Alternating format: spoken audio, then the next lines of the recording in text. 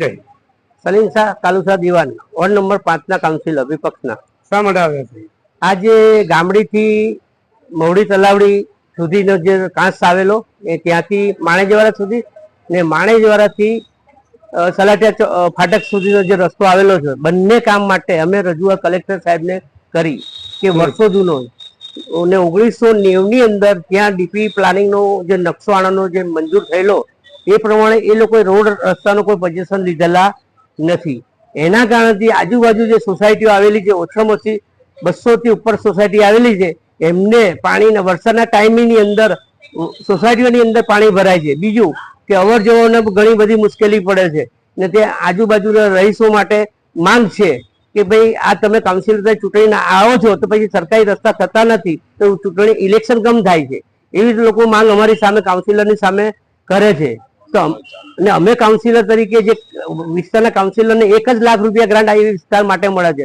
Ward number 4 ને ward number 5 ના કાઉન્સિલરને 1 લાખ રૂપિયા ફક્ત ગ્રાન્ટનું આયોજન થાય છે ને એ વર્ષો જૂની જે માંગ લોકોની છે કાંસની, એ અમે પ્રાંત અધિકારીને અવકોડાને બંનેને અમે રજૂઆત કરી શુક્રવારના દિવસે. ને અત્યારે અમે કલેક્ટરને મુલાકાત લઈને એમની બી મુલાકાત કરી કે ભાઈ તમે થર્ડ તપાસ કરી ને એ વિસ્તારનો વિકાસ ડેવલપમેન્ટ કરવામાં આવે.